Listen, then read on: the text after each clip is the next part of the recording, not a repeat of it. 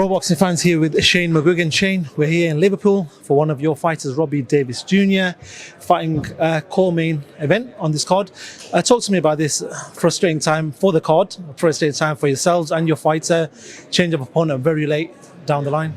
Well, you can look at it as a frustrating one, or you can look at it as a positive. You know, we're getting out, which is an important thing. You know, he hasn't had an opportunity in a while, and he managed to get it. So very thankful for Matchroom to keep the card live.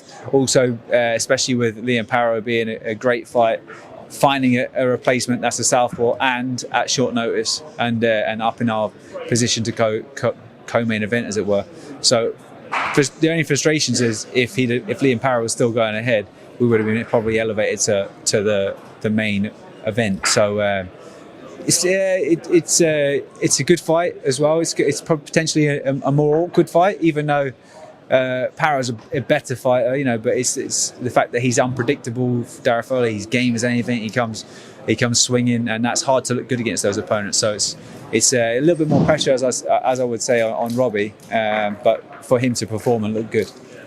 This talks to me about Robbie. He's had a long career. We know he seems to have been about for years from first time I can remember him being on the scene. By the end of this year, Shane, ideally, what position do you want Robbie to be in? Well, we've got to get through Saturday night, you know, and then I would ideally like him to box Liam Parrow because he's number 2 in the world. He's just had a fracture orbital. I don't know how long that recovery process is going to take. So, yeah, I feel like the WBO is a good route for us to go down if we get the opportunity to box with Parrow. That allows, you know, that will give us the number 2 position. Obviously, the number 1 position is Teofimo Lopez, who's most likely going to box Josh Taylor, one of my old fighters. So, and I feel like if Josh wins that, I think he'll probably move up. So, it will put us in a great position. Just quickly run down the rest of your gym. I know Adam's coming off an injury, so it looks like he's not going to be fighting till way after Ramadan now. Hassan's probably the same. Yeah. The latest with Caroline, Ellie, and whoever else you've got in the gym. Well, Ellie's she's potentially boxing for an interim world title, and I think it's going to be in April. Okay. And Caroline will be out most likely end of April on a boxer card, and then Hassan and Adam both have Ramadan coming up, so they probably won't be boxing until middle to end of May. They are going to train through it, but they're not going to train intensely, so they'll get a good 4 or 5 weeks at the end of it of good quality training. Chris Billam-Smith is looking at May as well, and he is obviously wanting to fight for a world title.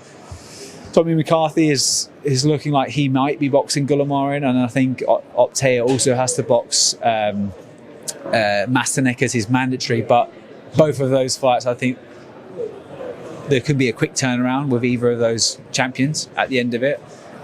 We've got high hopes that we will get one of those guys afterwards. And then, you know, you've obviously got the Badou Jack, the fact that he's just won, but I don't think he's going to necessarily want to be boxing outside. Not necessarily, we would definitely go to Saudi Arabia. It's just more the fact that he's going to want a marquee name because he's at the end of his career. So, and then obviously Daniel Dubois is still doing some rehab on his knee, but he's back in the gym. It looks like Fury Usyk's not going to happen. If that's the case, leaves Daniel Dubois in a good position. For yourselves, you take the opportunity with both hands. Whilst a lot of people say Daniel's not ready for this, obviously you're fighting an elite fighter. When the time comes, you've just got to take it with both hands, right? 100%. Yeah, look, we'll wait until the actual call comes in. Nothing's come in yet, but obviously, you know, the longer this negotiation period goes on, the less likely it looks to be happening. So, I've had no phone calls or anything like that, but obviously, if that fight comes up, you've got to take it. It's an amazing opportunity. You can get a chance to fight for 3 belts, and also against one of the best fighters, pound for pound. Would he beat Tyson Fury? Not too sure, but in terms of pound for pound, he's got to be one of the best fighters out there. So, huge fight if that was to come about for Daniel. And I think if you look into the AJ fights, he did an amazing. He boxed incredibly. But if you actually look into the Derek Chisora fight, there's a lot of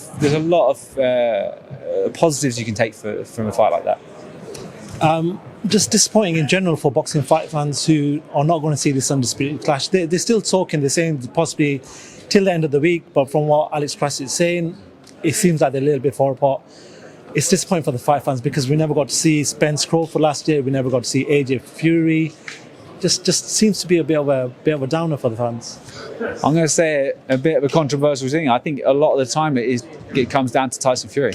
You know, a lot of these negotiations always get broke down as, oh, it's AJ's fault, oh, it's this person's fault, oh, it's that person's fault, and it's like, is it though? You know, what are your demands, and how come this isn't going ahead? You know, it's not Usyk not wanting the fight. It's not coming down from him. It's obviously Fury wants to, and he feels his value's higher. But I've heard that that the deal would have been fair for the winner. And if you back yourself, then that's surely got to be the case. But yeah, he always lands on his feet anyway. Final one from myself before I let you go. The most talking point of this week is Conor Ben appearing in front of Piers Morgan, giving an interview.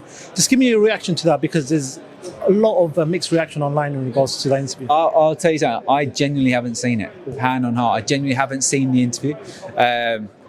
I haven't even seen any clips really, so it's hard for me to comment. But I heard there was a lot of people people saying that he did himself justice. A lot of people saying he did himself no favours. So yeah, it's hard for me to comment until I see it. Cool, Shane. You did give me 5 minutes. I've just run over by a couple of minutes. So thank you very much for talking to Pro Box fans. I appreciate your time as always.